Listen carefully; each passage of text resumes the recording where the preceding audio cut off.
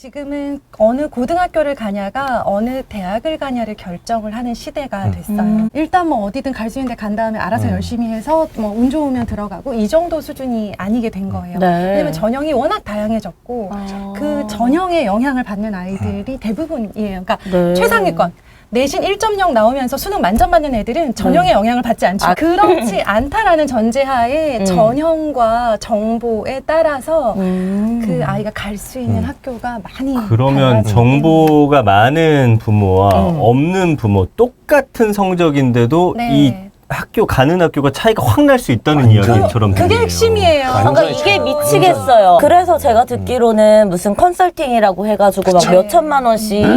말씀하신 대로 돈을 내면 컨설팅을 해주고 로드맵을 짜주잖아요. 네. 하지만 그 역시 네. 아이가 실시간으로 변하는 관심사의 변화나 성적에는 대응하기 어려워요. 공부를 안 시킬 거면 안 하셔도 돼요. 아, 근데 시킬 거면 어떻게 해야 돼요? 형광펜 들고 밑줄 치면서 공부하셔야 돼요. 진짜 제가? 네. 어떤 선수는 혼자 자기 운동화를 사러 다니면서 자기 운동화 끈이 낡았을 때마다 운동화 끈을 본인이 주문해서 교체해서 대회에 나간다고 생각하시면 되고 어떤 선수는 본인은 잘 뛰기만 하면 되고 본인 발에 딱 맞춤의 운동화를 누가 계속 구해다. 제공해요. 네. 이렇게 생각을 하시면 돼요. 최고의 정보력을 얻는 좀 노하우를 좀 알려주세요. 어떻게 하는 게 가장 좋은 방법인지. 저는 제발 좀 책을 읽으시라는 말씀을 드려요. 무슨 책이요? 그냥 흔히 보이는 자녀 교육서라도 좀 읽으세요. 아. 부모님들이 착각하시는 게 유튜브에 모든 정보가 다 있다고 착각을 하시는데요.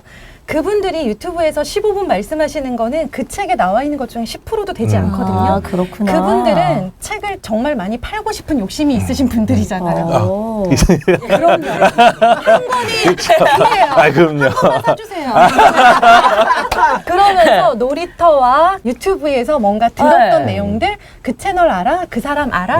하면서 본인이 정보를 다 갖고 있다고 착각하는 게 아, 가장 큰 문제예요. 맞아요. 요즘 젊은 엄마들이. 아, 그렇구나. 근데 그 저자 입장에서는요, 하고 싶은 모든 이야기를 엄청나게 많이 연구하고 많이 체계적으로 담아서 책에 넣었어요. 그러나 읽지 않으세요. 아니, 근데 왜냐면 어떤 책을 어떻게 골라야 할지도 모르겠거든요. 네. 네. 그래서 더 읽어야 돼요.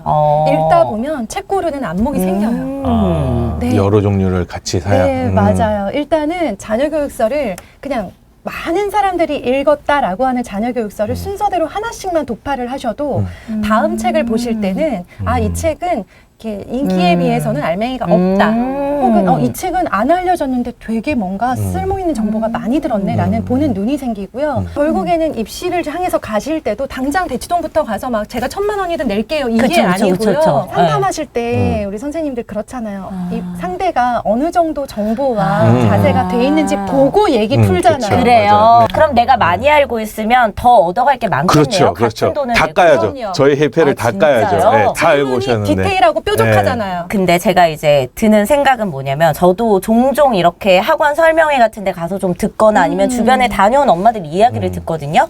문제는 이 설명회들의 특징이 뭐냐면 엄마의 어떤 그 불안한 마음, 그 조바심을 약간 상술로 이용하는 것처럼 너무 그쵸. 느껴지는 거예요. 그래서 저는 이게 아이들을 위한 정보가 있다기보다는 학원의 상술처럼 좀 느껴질 때가 많은데 이런 거를 우리가 조금 구분할 수 있는 어떤 안목이라든지 이런 게 또 있어야 될 것 같은데 현실은 어때요? 여기에서 정신을 바짝 차려야 될 것은 한 학기나 1년 후에 해도 괜찮은 걸 미리 아. 가지고 와서 지금 필요하다고 말씀하시는 경우들이 많아요. 오, 맞아요. 저희 네. 아이 다니는 수학학원도 지금 그래요. 네네. 옆에 학원보다 빨리 이 아이를 채워야 되잖아요. 그러면 그것보다 조금 빠른 커리큘럼을 이제 갖고 오는 여기서 거죠. 런칭 안 한 걸 이번 달에 미리 런칭을 했을 가능성이 있고 대충 그러면은 알겠다. 우리는 나 대충 상담할 때 알겠어. 한 살 빼자.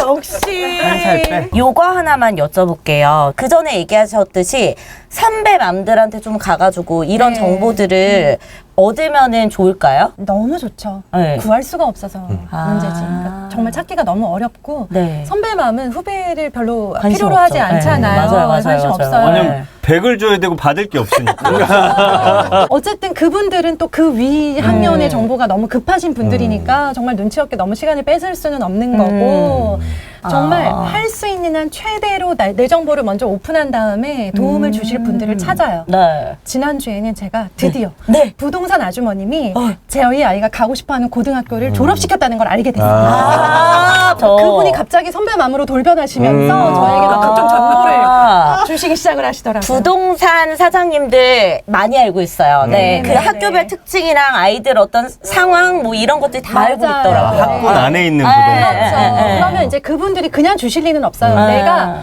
까야 돼요. 내가 지금 뭐가 답답하고 힘든지를 그냥 고민 상담하듯이 어떡하죠? 저 고등학교 어디 보내죠? 어떡해. 막 이러면 이제 시작을 하세요. 그분들. 그러면 이제 어쨌든 부모님은 정보력이 너무 많아. 그래서 이 좋은 것들을 이 아이한테 맞게 주고 싶은데 이거 아이가 또 결국은 받아들여야 되잖아요. 네. 귀하게 얻은 이 정보를 아이가 마음대로 안 돼. 싫어한다. 그럼 어떻게 해야 될지 이런 것도 좀 알려주세요. 저는 이렇게 해요. 네. 정보를 네. 엄청 선행해요. 저는 죄송한데 대입 설명회 다녀요. 지독하다, 지독해. 수능 문제 푸는 엄마들도 있더라고요. 그러기로 했잖아요. 아유, 저는 그렇게 못 가요. 가서 쭉 거기까지 정보를 모아보니 지금은 이게 필요하겠다. 약간 2회차 느낌으로 가는 거예요. 첫째인데 둘째 키우는 느낌으로. 그러려고 하는 거예요. 이거 와닿는다. 자, 그래서 내가 어느 정도 로드맵이 되어 있고 정보가 이렇게 좀 미래지향적으로 되어 있는 네. 상태면 얘가 지금 이거를 잘 못하거나 받아들이지 않아도 화가 안 나지. 덜 나죠. 왜냐?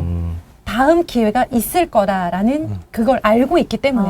근데 엄마들이 아이한테 화가 나는 가장 큰 포인트가 뭐냐면 지금 이걸 해내지 않으면 엄청 뒤처질 거예요. 맞아요. 다음 기회는 절대 없을 거라고 맞아요. 착각을 하시는 네. 거예요. 제가 이 부모 교육, 자녀 교육에 관한 컨텐츠를 시작해야겠다라고 느꼈던 어떤 장면이 있었어요. 그날 밤에 그 소름은 지금도 되게 생생한데 제가 밤에 달리기를 하려고 뛰고 있는데 길에서 어떤 7살 여자아이가 큰 소리로 울면서 엄마를 따라가요. 엄마는 정말 고래고래 소리를 지르면서 아이한테 화를 내요. 왜요? 뭐라고? 왜 레벨이 그거밖에 안 나왔냐면서 그날 영어학원 레벨 테스트를 보고 돌아가는 길이었어요. 7세가 이게 아주 위험한 그 나이거든요. 대치동도 아니요. 뭐 어마어마한 그런 아니에요. 네. 아닌데 저는 그 엄마가 너무 불쌍했어요. 애는 당연히 불쌍하지만 자기가 가진 정보 안에서 이번에 이 레벨로 안 올라가면 얘 인생이 끝난다라고 생각을 하는 거예요. 맞아요. 제가 그래서 MI 못 보내가지고 너무 엄청 울었거든요, 며칠을. 어머님들이 이제 잠을 못 자죠. 네네네. 첫 기회이자 마지막 기회라고 생각해요. 근데 아니거든요.